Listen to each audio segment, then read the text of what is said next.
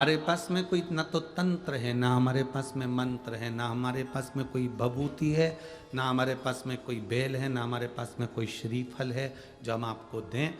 हमारे पास तो केवल एक शिव महापुराण की पूरी 24,000 श्लोक का एक मंत्र है, श्री शिवाय नमस्तुभ्यं। और पूरी पुराण का क्या, 6 शास्त्र निकाल लो, 18 पुराण निकाल लो, पूरे वेद निकाल लो, और पूरे वेद और शास्त्र और पुराण का निचोड़ केवल एक ही है, शंकर जी पर एक लोटा जल। पार्वती जी ने शिव का अभिषेक किया तो उनको शिव मिले, लक्ष्मी जी ने शंकर का अभिषेक करा तो वो लक्ष्मी नारायण को प्राप्त हुई, नारायण ने शिव जी का अभिषेक करा तो उनको लक्ष्मी मिली। कुबेर चोर थे और वो कुबेर चोर कुबेर को पद प्राप्त हो गया, वो शिव की कृपा थी।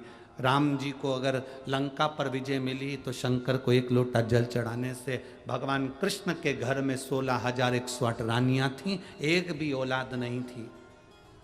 एक एक रानी के साथ गर्गाचार्य बाबा के कहने से पूजन करना प्रारंभ करा शंकर का। 1,77,186 भगवान कृष्ण के बच्चे हुए शिव जी को जल चढ़ाने से। शंकर को कौन है जिसने नहीं पूछा? हम बस केवल भटक गए थे।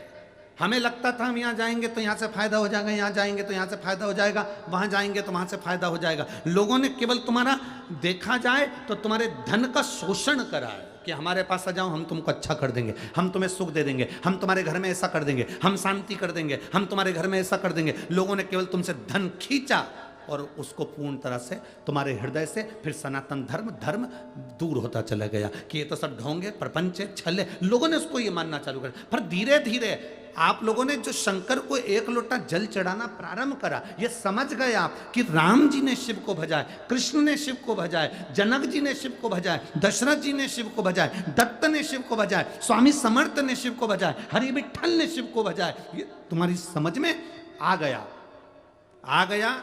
तो अब जो फल तुम्हें मिलना था, तुम्हारे एक लोटा जल चढ़ाने से वो फल तुम्हें मिल रहा है।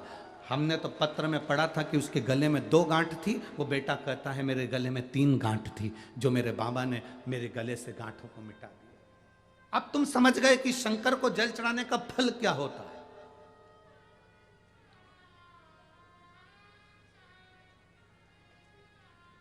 हमसे लोग प्रश्न करते हैं, गुरुजी आपकी कथा में ये इतने लाखों भक्त जाते हैं, सुबह 9 बजे की कथा और ढेर लगा हुआ है गाड़ियों का, अंबारिया रोड पूरा जाम पड़ा हुआ है, लोग पूरे रात इंतजार कर रहे हैं, भजन कीर्तन कर रहे हैं पूरी रात लोग।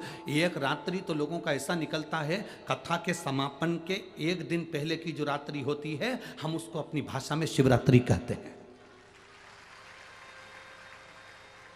लोग कहते हैं 5 दिन की कथा में जो चौथे दिन की रात्रि होगी वो शिवरात्रि कहलाएगी, 7वें दिन की कथा में 6ठे दिन की जो रात्रि रहेगी वो शिवरात्रि कराएगी। पूरी रात लोग यहाँ भजन करते हैं, कीर्तन करते हैं, मंत्र जाप करते हैं, भंडारा चलाने वाले भंडारा चलाते हैं, कोई चाय पिला रहा है, कोई दूध पिला रहा है, कोई नाश्ता करा रहा है, कोई बिस्कुट बांट रहा है, कोई कुरकुरे बांट रहा है। पूरी रात लोग बांटने का काम करते हैं और भजन करने का काम करते हैं। और दूसरे दिन फिर शिव पुराण की कथा होती है, हम उसको शिवरात्रि कहते हैं। भले महीने में एक शिवरात्रि आती होगी, पर यहाँ शिव महापुराण की कथा में तो जो हर 7 दिन में 5 दिन में जो कथा होती है उसमें हर एक कथा में शिवरात्रि आती ही है। रात्रि का समय भजन का, कीर्तन का, सुबह का समय कथा का होता है। अब तुमने इतना भजन किया, कीर्तन किया, मंत्र जाप किया, पंडाल में बैठकर भगवत नाम लिया और सुबह तुमने कथा सुनी। जब कथा सुनते हो और श्री शिवाय नमस्तुभ्यम का जाप के साथ में बाबा से प्रार्थना करते हो तो बाबा कैसे ना देगा। पूरी रात जगे हो, पूरी रात चले हो, गाड़ी चला कर आए हो, भजन करते रहे, तो क्यों नहीं देगा वो। तुम उसके लिए अपना घर परिवार सब छोड़कर कथा के पंडाल में 7 दिन तक पड़े रहे, तो क्या वो कैलाश छोड़कर तुम्हारी दुख की घड़ी में तुम्हारे दरवाजे पर नहीं खड़ा होगा। और मेरे भोले तेरा सहारा है, मेरी नैया का तो किनारा है, मेरी नैया का तो किनारा है। शिव तत्व है, उसको पाने का एक तरीका हमको मिल गया। अब उस तरीके को हमने जान लिया तो वो परमात्मा हमें मिल गया।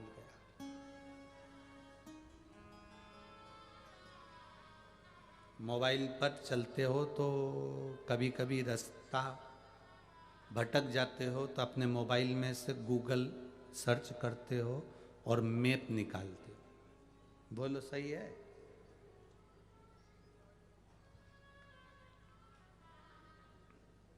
गूगल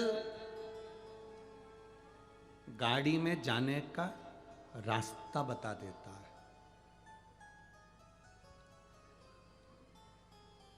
गूगल क्या बताएगा? जम के बोलो। गाड़ी से जाने का रास्ता।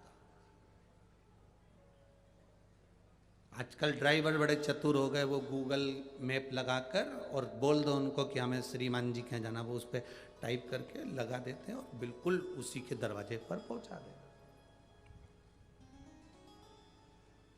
गूगल गाड़ी से जाने का रास्ता बताता है।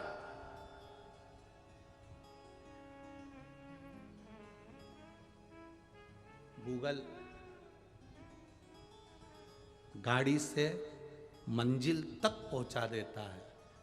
और शिव महापुराण की कथा वो कथा है जो इंसान को इंसान बनाने का रास्ता दिखा देती है। क्योंकि आज के समय में इंसान इंसान नहीं है ना। दिक्कत तो सबसे बड़ी बात यही है, किसी ने अपने नियम नहीं बदले, बस केवल इंसान को छोड़कर। शेर कभी घास नहीं खाता, तुम्हारे बनी में शेर खाता हो तो बात दूसरी है। शेर घास खाएगा? जम के बोलो नहीं। हिरण मांस खाएगा? नहीं। जो शाकाहारी है वो शाकाहारी ही रहा, जो मांसाहारी है वो मांसाहारी ही रहा। शेर घास नहीं खाता, घोड़ा गंदा मांस नहीं खावे। तो ये या शास्त्र कह रहा है हमारा कि सब अपने अपने नियम में बिल्कुल पक्के हैं। केवल एक इंसान ही ऐसा पैदा हुआ, इसका कोई भरोसा नहीं, ये कब क्या खा जाए। और खाने को अगर टाइम पे नहीं मिले तो ये बेचारी पत्नी का दिमाग खा जाए।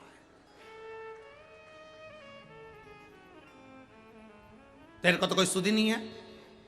तुझे नहीं मालूम मुझे ऑफिस जाना है? तुझे नहीं मालूम मुझे दुकान जाना है? तुझे नहीं मालूम मुझे काम पे जाना है? 2 पराठे पहले से बना देना था। बैठी है, मोबाइल चला रही है। अगर इसको खाने को नहीं मिले टाइम पे तो ये दिमाग भी खा सकता है।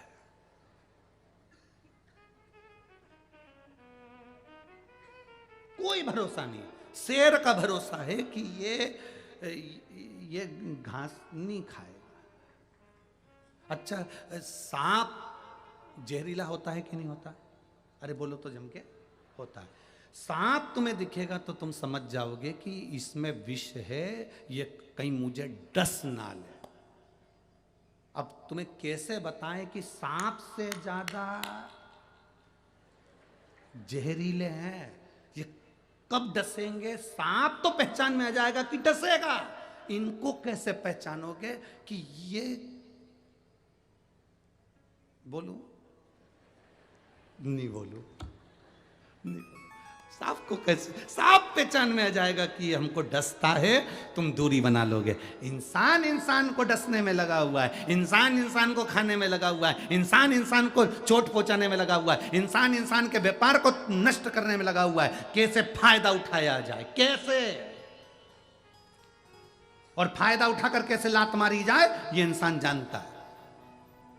सांप देखकर समझ जाओगे कि जहरीला है तो दूरी बना लोगे, पर इंसान से कैसे दूरी बनाओगे भाई? इसलिए शिव महापुराण की कथा कहती है गूगल गाड़ी का रास्ता दिखाता है और शिव पुराण इंसान को इंसान बनने का रास्ता दिखा देती है कि मनुष्य कैसा होना चाहिए, मानव का जीवन कैसा होना चाहिए।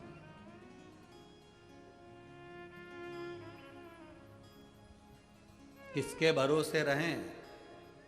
आज जरा जरा सी बच्चियों को घर में अकेला नहीं छोड़ा जा सकता है। भले कोई काका रह रहा हो, कोई रह रहा हो, कोई रह रहा हो, उसके भरोसे नहीं छोड़ सकते। पहचान ही नहीं ना। हम सांप को पहचान सकते, इंसान को कैसे पहचाने?